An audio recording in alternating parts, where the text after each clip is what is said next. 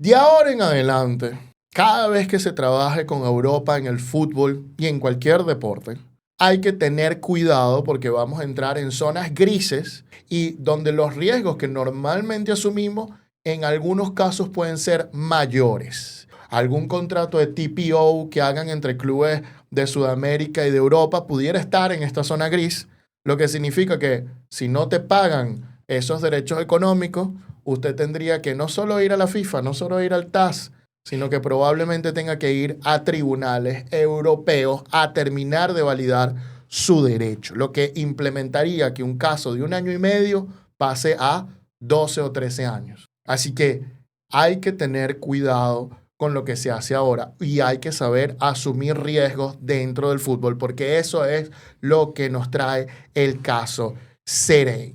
El caso Serene básicamente es un caso, y explico brevemente y luego voy a entrar en detalles.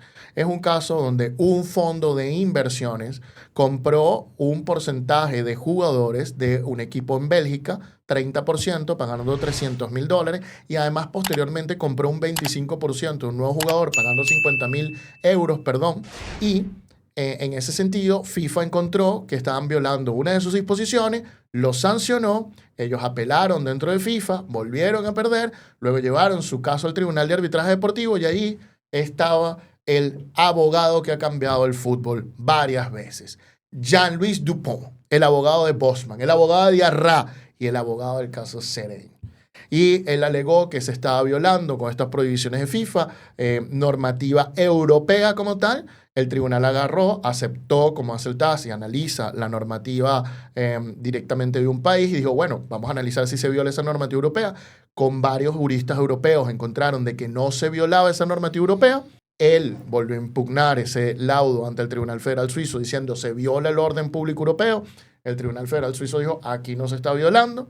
Y luego, en un caso que ya había abierto en Europa por el mismo, pero el caso que estaba abierto en Bruselas, era un caso que había abierto el fondo de inversión Doyen, con el que Serene había hecho en la negociación. Doyen estaba impugnando en Bruselas desde antes que comenzara este caso disciplinario, estaba impugnando la normativa FIFA. Bueno, resulta que al obtener esta decisión, FIFA lo metió en el caso en Bélgica y inadmitieron el caso en Bélgica. Entonces él llevó este caso hasta la máxima corte en Bélgica, la Corte de Casación, donde se discute si el laudo del TAS produce efecto de cosa juzgada, es decir, esta situación no se puede volver a revisar, o si se puede volver a revisar esa situación. Y ahí empieza y se abre una puerta al Tribunal de Justicia Europeo que va a decidir si los laudos del TAS en materia de derechos fundamentales europeos, de orden público europeo, puede o no tener la palabra final. Sin duda que este caso nos deja más preguntas que respuestas por ahora, pero para entender un poquito, ¿no?, sobre la explicación de todo lo que implica este caso, Antonio, yo creo que es necesario explicarle a la audiencia también ciertos temas para tener una base, ¿no? Por ejemplo, ¿qué es esto de orden público? ¿Qué es esto de cosa juzgada que acabas de mencionar? ¿Cuál es la idea detrás de la Unión Europea como para tener este sistema y este tipo de decisiones ahora? Sí, vamos a empezar por la Unión Europea. ¿Por qué tenemos una Unión Europea? ¿Por qué existe la Unión Europea? Bueno, resulta que en Europa, durante los años 1700, 1800 y casi que toda la historia de Europa, han habido, y 1900, más importante que todo, han habido demasiadas guerras. Se estaban matando a cada rato los europeos, los unos a los otros, guerra, guerra, guerra, guerra, guerra, hasta que culminamos con la Segunda Guerra Mundial, donde la gente dijo, hermano, no podemos seguir así o nos vamos a exterminar. Ahora ya no son guerras normales, ahora hay bombas nucleares. Entonces, ellos decidieron y dijeron, mira, la única forma de que no nos matemos entre nosotros es que creemos un mercado común. Es decir, que España pueda vender sus productos en Italia, Francia sin problemas, que Alemania pueda vender su cerveza en todos lados, que Italia pueda vender su pizza en todos lados, etcétera, etcétera. Y haciendo este tipo de cosas, como tu mercado y tu dinero va a depender de otro estado, entonces no nos vamos a atacar, porque atacarte a ti significaría yo perder dinero. No solo en armamento, sino en mercado. Entonces, de ahí sale la Unión Europea, que se fundamenta en, básicamente, un mercado común que permite la libre movimiento de trabajadores, libre movimiento de personas, libre movimiento de servicios, libre movimiento de bienes, entre otras cuestiones, bienes capitales en general, ¿no? básicamente es un libre movimiento en un mercado común. Y por eso las leyes de la competencia europea, que son las que fomentan la libre competencia, son súper estrictas, y todo lo que pueda parecer monopolio, etcétera, se abole a menos que tenga una justificación que mejore el mercado. ¿Ok? Eso es más o menos la Unión Europea. El orden público son esas reglas fundamentales de los estados que no se pueden relajar. Por ejemplo, la venta de sustancias estupefacientes. Esas son reglas que están prohibidas en los estados donde si tú las violas vas preso. ¿Por qué? Porque se consideran de orden público. Los derechos de los trabajadores se consideran de orden público. No son relajables, entre tantas cuestiones. Eso es el orden público. ¿Qué es la cosa juzgada? La cosa juzgada es una de las cosas más importantes dentro de un país. ¿Ok? ¿Por qué? Porque es lo que nos da certeza jurídica. La cosa juzgada es que tú vayas a un tribunal porque tú tienes un problema. Elena y yo tenemos un problema. Vamos a un tribunal a resolver el problema y en algún momento necesitamos una decisión definitiva. ¿Para qué? Para que se zanje el problema. Si tú no obtienes una decisión definitiva, el problema nunca dura para siempre. Y eso no tiene sentido. Eso es agotar a la gente y estar en ese tipo de cosas, ¿no? Eso es la cosa juzgada, que se acabe el caso. Muy bien. Y ahora vamos al punto fundamental de toda la cuestión. Y aquí voy a explicar temas de arbitraje deportivo y temas de arbitraje normal. Bueno, el sistema del arbitraje. ¿Qué es el arbitraje? El arbitraje es un método alternativo de resolución de conflictos. ¿Alternativo a qué? A los tribunales nacionales. ¿Por qué? Porque el arbitraje está directamente hecho para que unos tribunales específicos con conocimiento de materia específica más rápido resuelvan los casos más rápido sin entrar en el sistema de justicia. Es un sistema de justicia paralelo que alivia el sistema de justicia normal para que las disputas puedan correr, incluso previniendo confidencialidad y teniendo una serie de cuestiones que el sistema de justicia público no te da y que los diferentes estados del mundo reconocen. Ahora bien, el arbitraje, hay un sistema mundial que es la Convención de Nueva York del año de 1958. En esta convención se establece un sistema mundial y te dice que cuando hay un arbitraje internacional, esto es una convención para reconocer laudos dictados en el extranjero.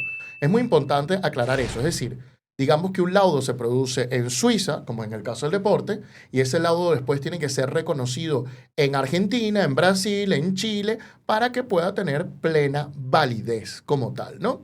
Eso es el sistema normal de arbitraje. Pues bueno, esta convención viene a regular cómo deben ser las cosas para que ese laudo pueda ser reconocido en diferentes países. Lo primero que te dice es que los laudos pueden ser anulados solo en el país donde son dictados o en el país donde tiene sede el arbitraje. En el caso del deporte es Suiza, lo que significa que solo pudieran ser anulados mediante el tribunal suizo. Y esto es un detalle muy importante porque es lo que cambió aquí. Por eso es que estoy explicando esto. Luego de eso, los demás países pueden impedirse ejecutar el laudo en sus países simplemente por el no reconocer el laudo, porque no se cumplió con uno de los requisitos. ¿Pero el laudo queda anulado? No queda anulado. Queda irreconocible para este país, pero puede ser ejecutado en otros países. Ese es el sistema actual. Muy bien. ¿Cuál es el sistema del deporte y dónde está el quid del asunto? El sistema del deporte es que normalmente tú vas a FIFA tiene una cláusula al tribunal arbitral, luego vas al TAS, al tribunal arbitral, y luego hay una revisión en el Tribunal Federal Suizo que muchas personas consideran que no es muy buena fuera de Suiza. Eso es debatible, ¿ok?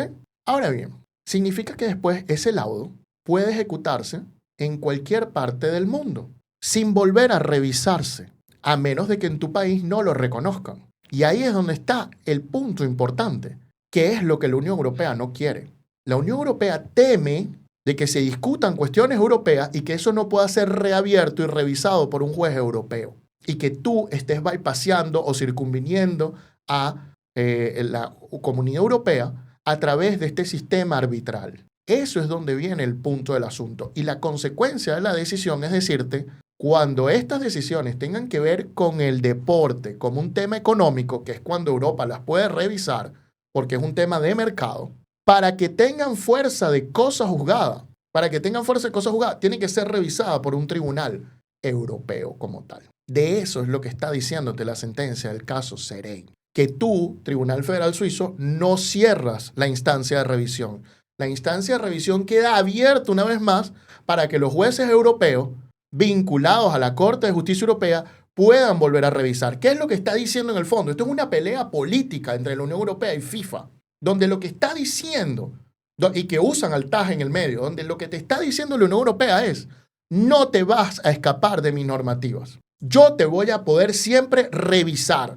Y la conclusión del caso CNI es que los tribunales europeos siempre van a poder revisar las decisiones del Tribunal de Arbitraje Deportivo que tengan que ver con el deporte como actividad económica y donde se hayan discutido normativa europea como tal. Wow, un tema complejo de digerir, al menos para las personas que no estamos habituadas, ¿no?, al derecho y mucho menos al derecho internacional, tantos derechos que hay aquí inmiscuidos. Pero yo tengo una pregunta, Antonio, y es la siguiente. ¿Quién se ve más afectado, si el Tribunal del Arbitraje Deportivo o las federaciones internacionales en este caso? Wow, se ve afectado todo el mundo que tenga algo que ver con la Unión Europea, pero principalmente, en mi opinión, se ven afectados más las federaciones internacionales, porque el Tribunal de Arbitraje Deportivo está para ver los reglamentos de estos entes deportivos, ¿no? Si los reglamentos de los entes deportivos son contrarios a la Unión Europea, al tribunal le toca una tarea más difícil, pero el reglamento está más en disputa. Y esto es lo que ha pasado recientemente con el caso de la Federación Internacional de Patinaje, esas prohibiciones de que no podían los patinadores competir en competencias que no fueran de ellas. Fíjense que Europa le dijo, no está bien esto. Esto ha pasado recientemente con el caso de Arra, cuando dijo la FIFA está abusando en el tema de las terminaciones contractuales de los jugadores, impone demasiadas obligaciones o problemas a los jugadores para irse a buscar otros lados. Entonces, se están dando cuenta de que hay problemas con los reglamentos de estas federaciones internacionales. Y al ser el TAS el que más o menos los valida, el TAS es el que lleva el golpe, pero el verdadero golpe va para estas federaciones internacionales que intentan bypassear ese orden público y circunvenir ese orden público.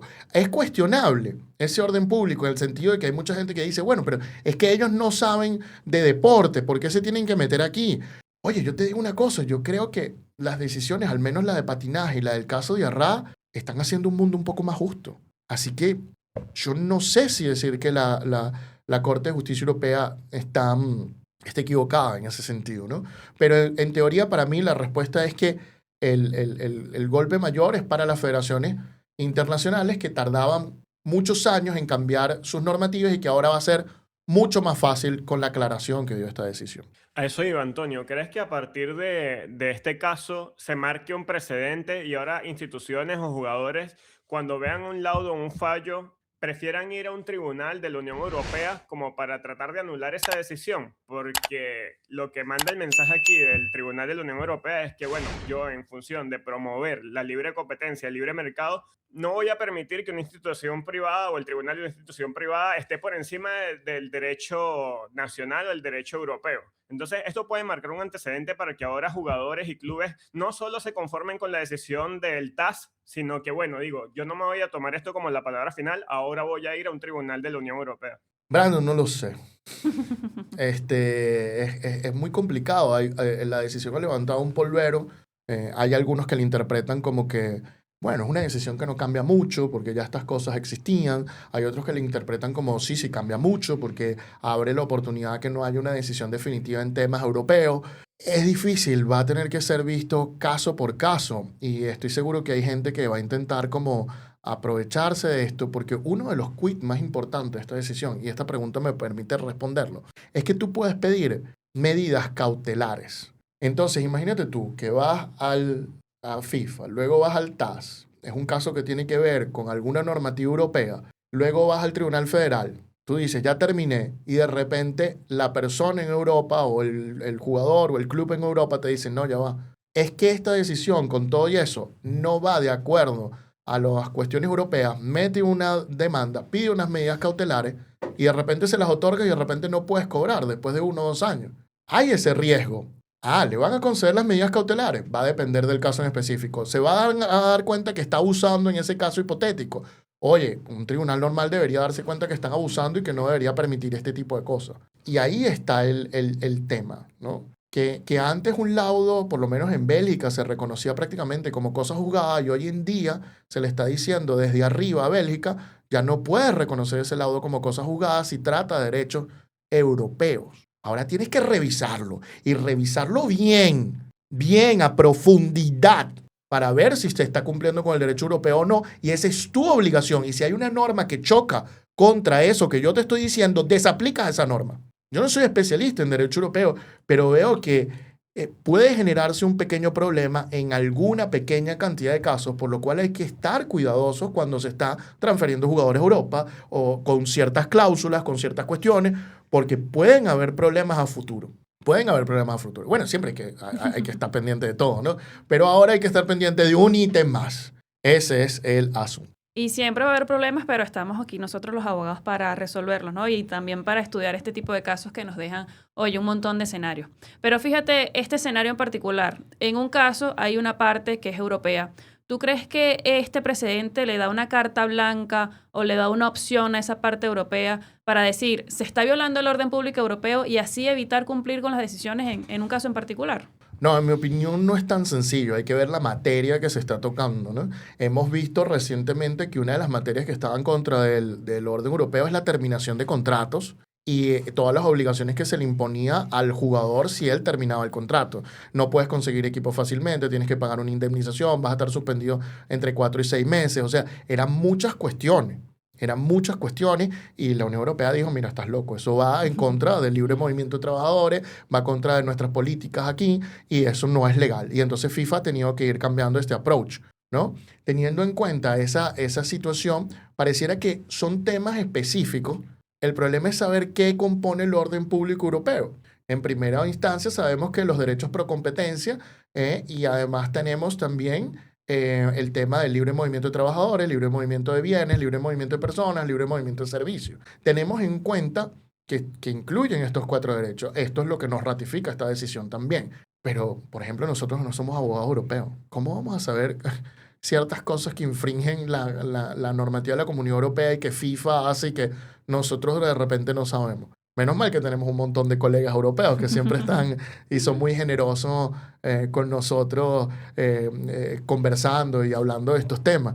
¿Van a ser todos los temas? No. ¿Va a haber gente tratando de aprovecharse? Sí. ¿Lo logrará? Dependerá de cada caso. Bueno, muy bien. Esto es el caso Serén, donde el Tribunal Europeo de Justicia básicamente dijo que esas decisiones del TAS no van a ser reconocidas cuando toquen el deporte como una actividad económica y además contengan una vinculación con el orden público europeo. ¿Cuál es su opinión de esta situación? Bueno, déjenoslas en la caja de comentarios.